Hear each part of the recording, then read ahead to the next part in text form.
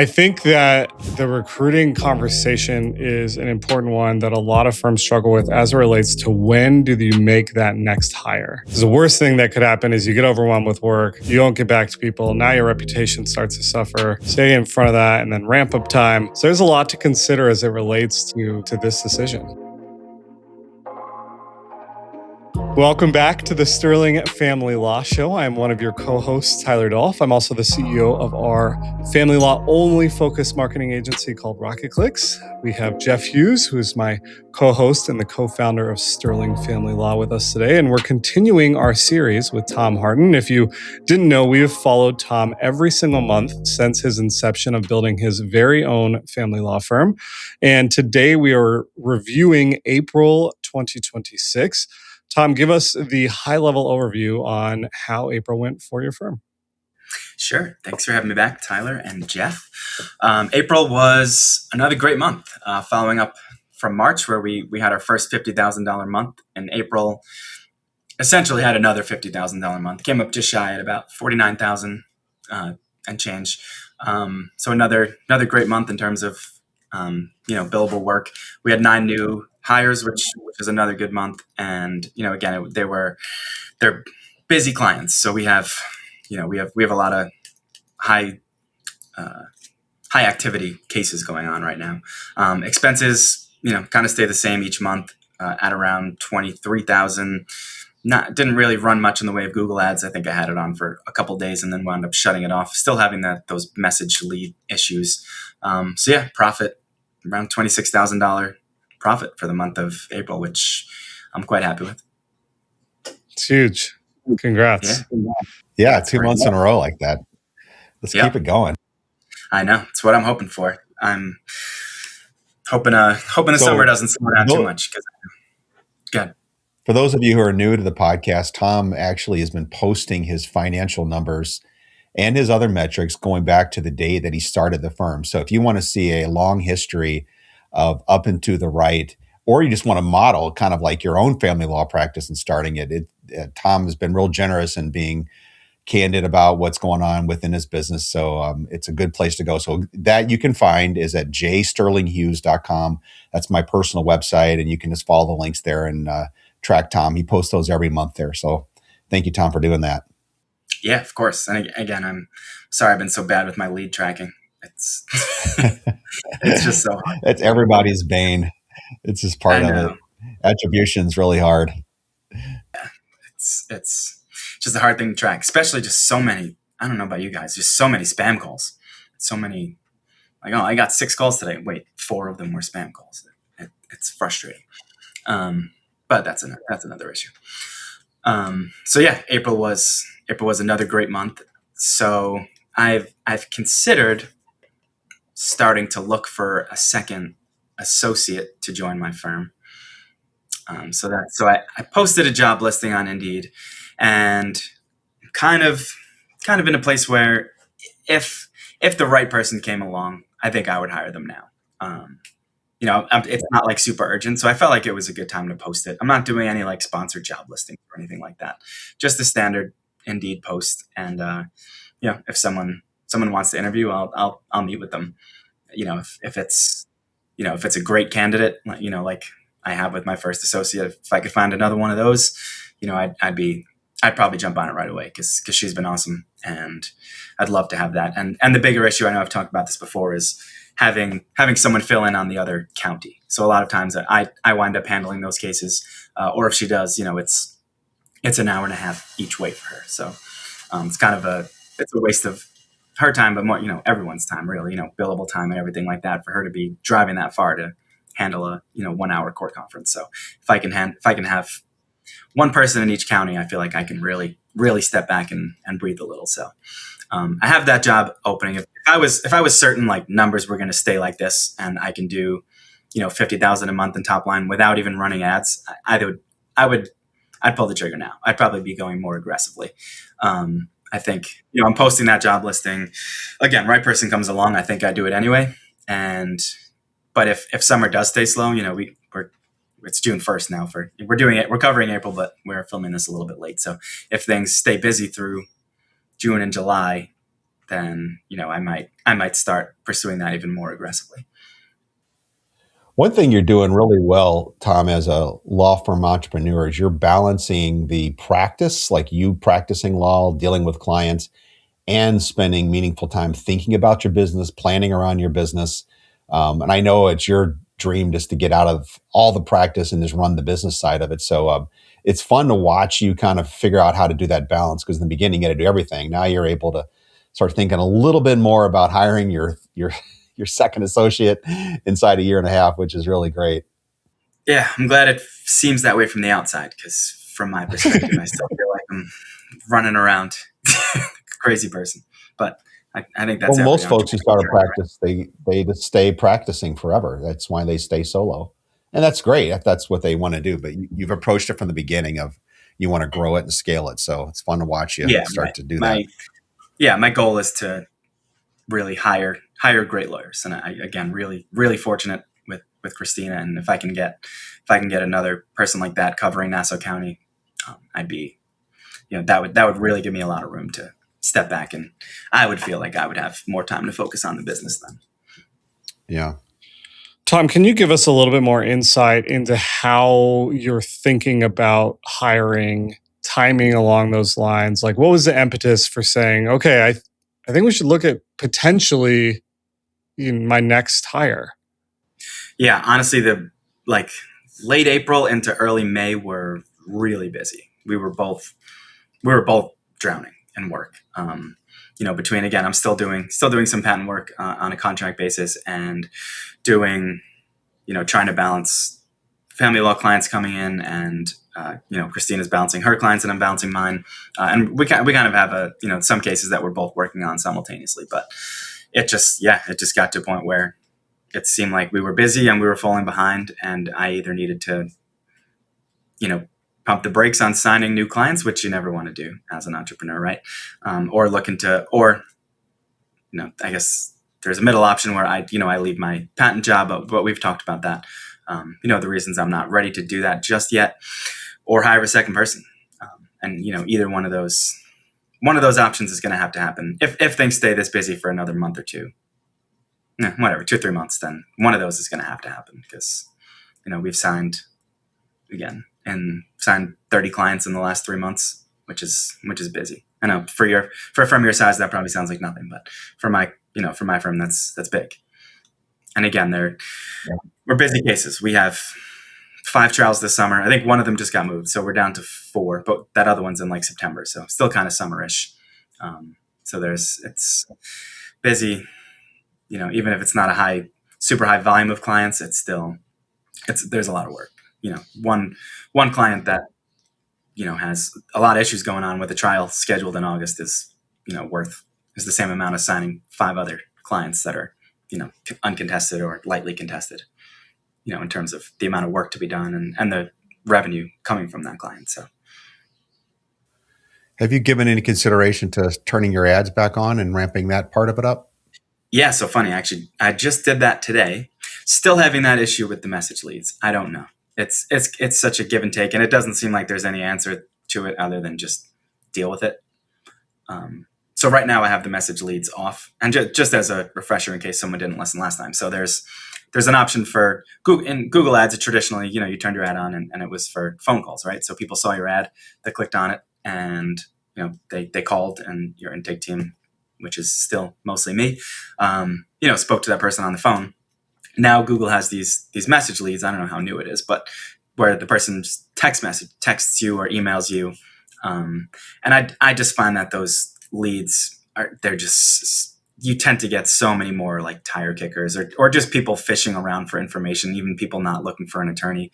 You know what I mean? Someone who really doesn't want an attorney is less likely to call. They're more likely to just send an email or a text, and because then they just ignore it if they feel like. And that happened to me a few times where someone would message, I'd respond within minutes, pretty much immediately, and then they just wouldn't answer. I got nothing. And you get I disputed a couple of them, but you still get charged for those leads. But so naturally, I don't really want those leads. I kind of want that off. But the flip side is Google ranks you, and this has been shown, Google ranks you higher if you have message leads turned on. So it's you'll pay more, but you'll get more phone calls, but your cost per lead is going up because you're also going to get a bunch of junk message leads too. So yeah, I turned them back on this morning without message leads. I'm going to kind of see I'm playing around with the budget. Do I, if I increase my weekly budget, will it rank me higher? There's just a lot of competition in this area right now. Hey, family law firm leaders. My partner, Tony Carls, just released his book where he lays bare our precise blueprint for growing Sterling lawyers from 0 to 17 million. This is the blueprint that we still use daily. And Tony explains it in very simple terms. The truth is, this is not simple to do. Success requires and demands hard work, but if you have the patience and the work ethic to do it, your family law firm will succeed. So you're feeling the pinch of lots of cases and leads, and some going to trial, and the complexity, and feeling like, hey, we're getting really thin on capacity. It's time to start looking. Yep, and I don't love doing trial work. I'll do it. I've done a few, and I'm doing 2 more this year at least, scheduled so far. But there are, Christina is that's my associate, a much better trial lawyer than I am. And, to be a top trial lawyer, to be a great trial lawyer takes a lot of work. It's not just learning divorce and family law. It's all the, really nailing down all the evidence rules and what can come in and what cannot, and everything. And it just seems like if my eventual goal is to step back and be the entrepreneur business owner anyway, it seems like a lot of work to put in to really become that phenomenal trial lawyer, if that's not where I want to be in 5 or 10 years anyway. So my thought, I think this goes back to your question before, Tyler, why I look to hire somebody is because, my goal, it's hard to be really, really great at multiple things at the same time. That's kind of my philosophy. I'd rather focus on being a really great business owner and being really great at bringing in work and getting clients to sign and creating a great environment where people want to come and work and work for the clients that I bring in. And, if I'm simultaneously trying to become a great trial lawyer, I'm going to wind up being average at both of those things rather than great at one of them. So if I can be the great business owner and hire great trial owners who want to do trials and who enjoy doing trials, it's a win all around. So that's kind of where my head is. And why associate versus like a paralegal or an office admin or, the other roles you could be hiring for? I have considered a paralegal. Again, what I really need right now that would take a huge load off is someone to handle cases in Nassau, right? So obviously a paralegal can't go to court like an attorney can. So that I think I definitely will hire a paralegal eventually. But I think that would come after my second associate hire, ideally. If I can't find anyone and I wind up going with a paralegal, who knows? If I don't get any hits on an attorney in the next month or two, and I think a paralegal would help lighten the load for Christina and I, then I might do that. I might do that instead. But I can't hire. I don't have the funds to hire both at once right now. Are there any hiring targets that you know of that are currently at another law firm right now? What do you mean by that? Hiring target? Like you hired Christina, right, from another law firm. She's been fantastic. Yes. What about going back to that well? So it's funny you mentioned that because we started talking about this before the podcast, and I said let's jump on because this is a good topic. So I was gonna ask you about that kind of now on the spot. How do you, like I said before, the only thing I've done now is posted an Indeed job listing. It's not right. I'm not doing anything crazy. It's not a sponsored job listing, just a standard job listing. If someone's looking, they'll see it. I don't expect that that's likely the way I'm going to find the best people. I could be wrong. There could be, you could strike gold there, but probably the best way to find a great associate is to, just make relationships with people. And that's what I did the first time. And, see if they want to join directly or if they know people that are looking. So yeah, I don't know how have you guys had success and, where have you found your best people from?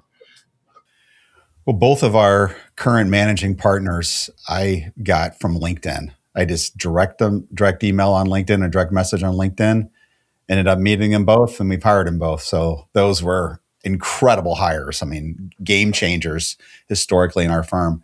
And there's quite a So few other people in our practice where they've come in that way. what was, if you don't mind, like what was your, is it like, was it salary? What got them to move No, from? don't lead with salary. Lead with the opportunity. Lead with the culture you're building. Lead with the freedom you're giving these attorneys. So lead with all that, because money's not the motivator typically. And if it's like the primary and only motivator, you probably don't want them. Quite honestly, you want people who are considering all the other factors in life. Usually, money is number 4 on the list. By the way, usually other stuff. And what I found is that the opportunity to work with other family lawyers and in a great environment and grow something together it's a winning hook. Yeah. So we've gotten a fair amount of our lawyers off of LinkedIn, a fair amount from direct email right into them. I'm sure Christina could probably give you 2 to 4 names right now if you asked her, who would you like to work with? Yeah, funny she could, but again, her area is mostly Suffolk County. She doesn't know the people in Nassau as well. She probably does know a couple, but I'm not hiring another person in Suffolk wouldn't solve my hiring issues. So yeah, I think you have a really great story, Tom. And the opportunity for a young associate or even an experienced associate to come in and be a part of kind of like getting in on the ground floor and really make a name for themselves is right in front of them. Yeah. Another thing, Tom, you can leverage the playlist in YouTube for this podcast and say, hey, we're building an incredible firm. We've grown like crazy in our first year and a half in operations. We're adding right now. If you want to know more about me, you can go check me out on YouTube. This is, tell the story with exuberance. And I think you might be surprised the more people that'd be interested. And it's funny you said before that it seems like I'm doing a good balance of managing the clients and running the business. That's one thing that I just keep meaning to do and just don't have the time to do is start a YouTube channel. Like my own, I know these go on YouTube, but my own YouTube channel. Because I feel like I would not stress that. We've been at it for 2 hard years and we get results. It's worth it. There's a lot of play. It helps our AI, but I wouldn't think it's the top priority on your end, quite honestly. No, I'm not, I'm not looking to publish a video a day, but if I could do, even like 2 a month, something like that, just, I think, like you said, it definitely helps AI. That's been a thought of mine. Although someone did call me this morning, they found me on AI, which is always fun to hear. Because none of us really know how that's working. But I've, been told YouTube is a big player in that. But I think it's just going to become more and more important. There's I think, did you see that thing Google put out? I think it's just a test, but at some point it seems like they want to move to where all search is AI search. So like your traditional Google results might not look the same. So I don't know. I think something everyone's kind of putting on the back burner. But, I think if I could establish a YouTube channel now, again, I'm not putting out tons of content, but if it's something that exists and, whatever the algorithms could pull from. And it's also, even if I did like an introductory video to, my firm and meet me and meet my associate, and this is how we work. And, this is how the firm is structured. That might be good for people to see, people that might want to come join us. Yeah. Yeah. World is changing very fast. Next lawyer hire will probably be your most important decision you make in the rest of this year. So not to put any pressure on. Worth putting some effort behind it. Yeah. No, it is. And yeah, again, I mean, if I'm doing, the last 2 months, 50,000 really without, 2,000 a month, right? I can basically say I'm not running Google ads at that point. If I want to get up to, I think, more like 65, 70,000 is where I'd be really comfortable hiring a second person. But, I can easily get there by dialing up my Google ads to even 10,000 a month, maybe even 5,000 a month, on 3 or 5x return, that should get me there. So I'm not worried about that. I want to make sure things stay, somewhat consistent for the next, because again, we did have that slowdown in May, which I know you said is typical. But I don't think things are going to explode in June either, right? You tend to see a bit of a slowdown in the summer compared to February, March, and April. So I had really, really busy months, but it was also the busiest time of the year. So part of me is like, wait and see how the summer goes. But I'm also open if the right person comes around that I would take them on. So, if things do stay really busy in June, July, I might do some more active, outreach trying to find someone. But for right now, it's a little bit passive, and I'm okay with that. I think that the recruiting conversation is an important one that a lot of firms struggle with as it relates to when do you make that next hire. Because the worst thing that could happen is you get overwhelmed with work, you don't get back to people, now your reputation starts to suffer, stay in front of that, and then ramp up time. So there's a lot to consider as it relates to this decision. Yeah, and that's how I felt in like late April, early March. That was the first time where I felt like I'm behind on more cases than I'd like to be. So that, again, the last 2 weeks were slow in terms of new clients and consults and everything like that. So we caught up. But I don't want to get there again, because that's not a fun place to be when you have 6 people emailing you, but I thought this was going to be done a few weeks ago. All right. Well, another great month in the books. Congrats, Tom. Exciting things ahead. So any other advice for hiring? I mean, I'm on Indeed. That's what I meant to ask. You ever use recruiters, or not really in this space? Because like where I initially started, that's everything's through recruiters, but it doesn't seem like that's so in the family law space. No. Your network, Christina's network, and LinkedIn are more than enough. You'll find someone if you hit those. Yeah. All right, cool. And we'll be back to talk about May soon enough.